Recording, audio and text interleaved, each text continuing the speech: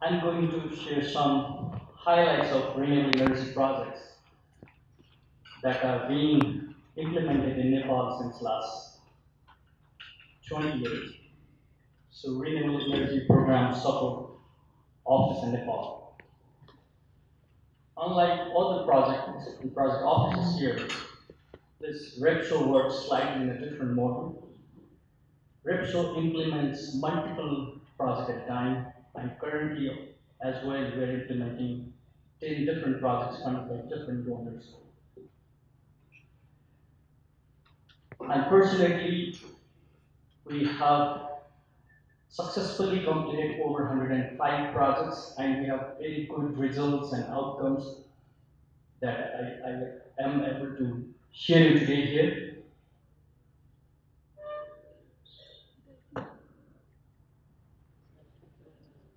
Yeah, we have talked about Winrock history in Nepal, so it's quite long. I just brought these slides here just to give you a snapshot how we have entered into the Nepal and done various projects in the different sectors. So in Nepal as well, it started with Agricultural Development Council's scholarship programs for master degree and PhDs, and we have many fellows here.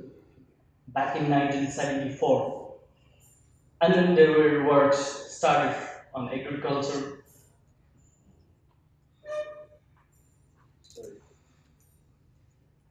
So and then renewable energy and environment work started from back in 1998.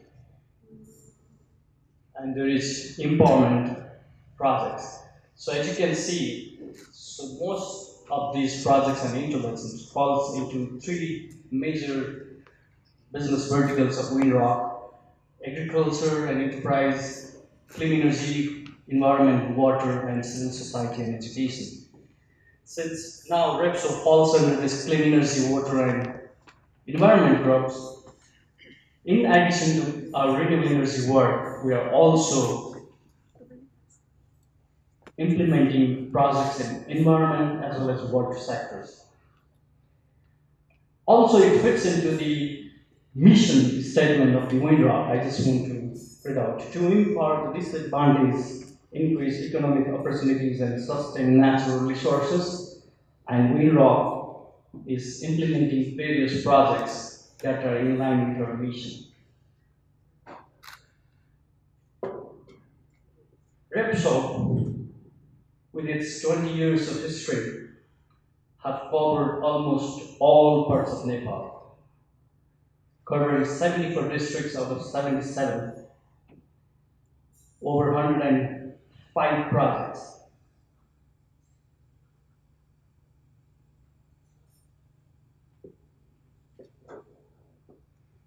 We have implemented projects funded not only from USAID, from other funders, almost all funders that are present in the country, multilateral, bilateral, foundations, World Bank, ADB, GIJ, and also private sector banks in Europe. We have worked with most of the financial institutions present in the country, whether it's commercial bank, Class B development banks, Class D microfinance bank that really work with the remote areas and poor people, as well as local financial institutions. We call it financial cooperatives. And we have worked with more than 500 cooperatives, basically pushing renewable energy technology through financing and helping households and enterprise to run on a business models and conduct various income generating activities. At the same time, we are working with the almost all private sectors, whether it's manufacturers of the technology, importers, suppliers of the technologies, whether it's association of the private sectors, Federation of Nepalese Chamber of Commerce and Industries, service providers, micro SMEs or SMEs. At the same time, we have worked with various ministries, government ministries, as well as departments, whether it's Ministry of Environment and Population, Ministry of Energy, Ministry of Local Developments and Federal States, Ministry of Forest and Soil Conservation and all. So with this vast network and partnerships, we believe we are able to position Winrock as the one of the first choice of international development organization in the country, with governments, with partners, with private sectors or even donors. And we believe this has also laid a significant advantage to our other business verticals, whether it's agriculture, civil society, and education. So our approach and scope, basically we work in three interlocking areas: technology mapping, capacity building to the stakeholders, and at the same time policy lobby and advocacy with the line agencies and ministries. So in renewable energy technology, we have very closely worked with the governments, the Ministry of Environment and Populations, to devise a subsidy policy to take off renewable energy technologies in remote and off-grid areas to create an energy access. And we had the opportunity to also review the policy in between and make it more sustainable by integrating credit components in addition to subsidy or grants only. So it has to be market driven and it has to be like subsidy cannot go forever.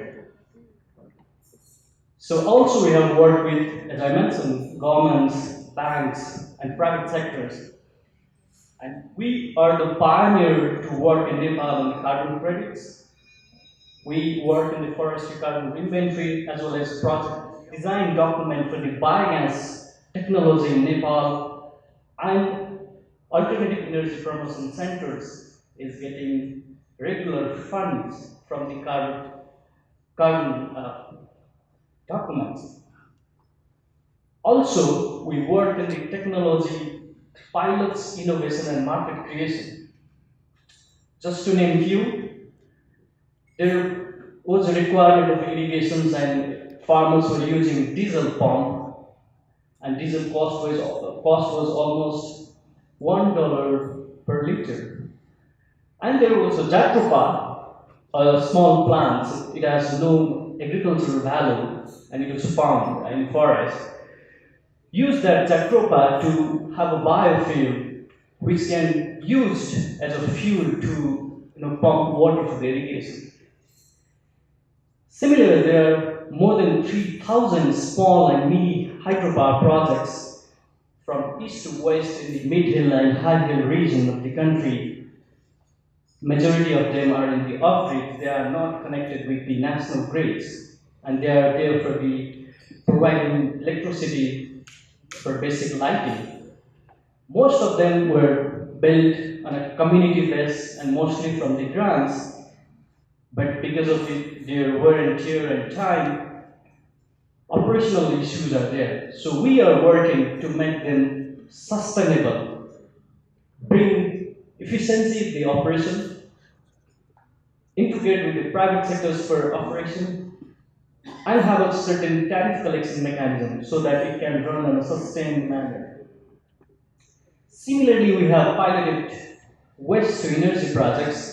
One was funded by European Union, where we work with one of the municipality which has almost 30,000 households, and we actually intervene to segregate waste at the source, at the household level, and use that degradable waste for composting, so that that compost is used in large tea estates and agricultural farm, and whatever non-degradable was segregated and sold to the market as a recyclable or reusable products. Also, we are piloting a project using poultry waste through biogas digester, generating gas and utilizing that gas for electricity generation.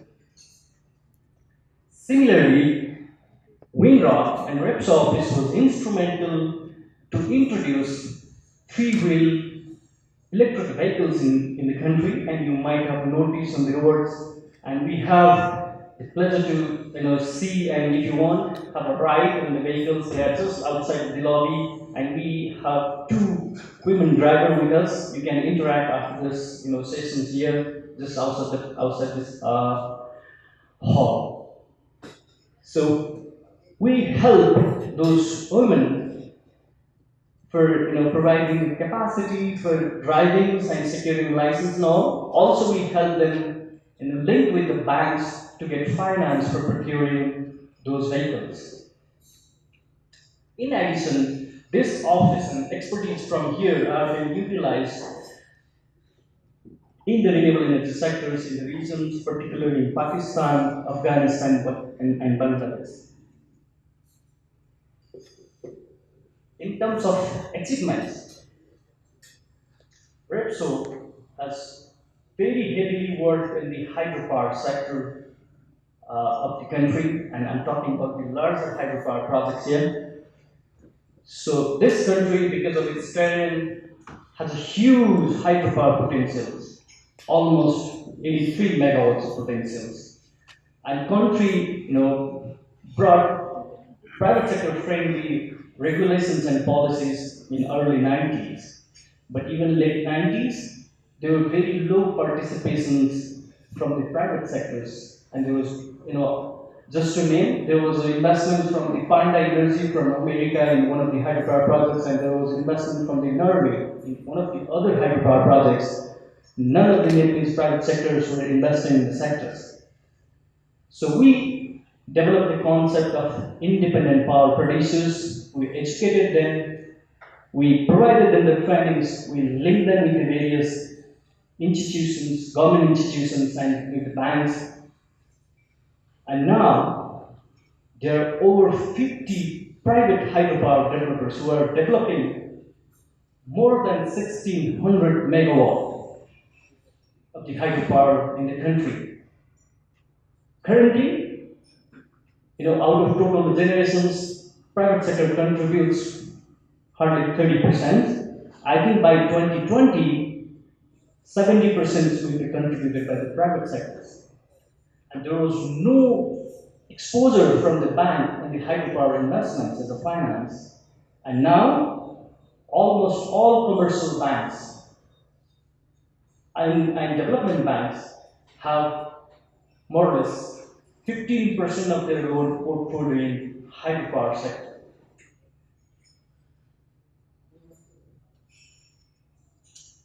In terms of off-grid small renewable technology,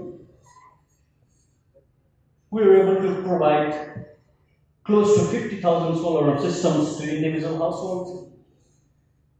Close to 3,500 households were getting electricity through the small micro hydro projects off-grid. Similarly, we have worked in the improved water mills. Earlier, those mills were run with the wooden turbine. Those were replaced with the iron turbine with certain length in the pipe so that it can also generate electricity that can be used for lighting purpose. Similar in terms of clean cooking solutions, Winrock have installed more than 15,000 biogas as well as over 40,000 households were getting improved cookie stoves, metallic as well as mud. Similarly, lots of inputs and interventions were provided for the productive energy use through improved water mills, micro hydro, biofuel, electric vehicles, just to name few. And if you count all households, we have reached to 110 households directly, that is contributing to over 5.5 lakhs people, but indirectly through various soft skill interventions, hydropower sectors and all, we have reached to many more. So this is the content. Now I have few glimpses. I'll just run through it. These are the solar home systems that are used for basic lighting purposes in remote areas. People are happy with the solar panel and battery carrier. So these are the household typically look like with the solar panel in the very remote areas. And this is the large systems. With the help of Asian Development Bank and the local banks, we helped install a first mini grid in Nepal. So this is water mill. So it grinds any grains and makes flour. So now it also generates electricity for lighting in addition to grinding with the replacement in the turbine and the length of the shaft. So this is a typical biogas plant. So women is mixing cow dung with water. This is a mud cookie stove. So this is metallic cookie stove. So it has a high efficiency in cooking and low emissions and helping the climate change and environmental pollution reduction. So we have also installed 74 solar water pumps for irrigation and other enterprising activities. This is low head small solar water pump. Enterprises have installed solar system for feeding their poultry and heating them. In big farm, lots of trainings and activities.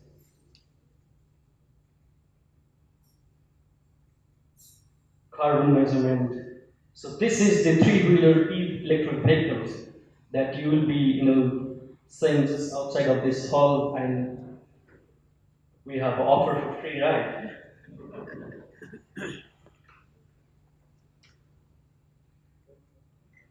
This is organic waste converted from the degradable waste of the municipality.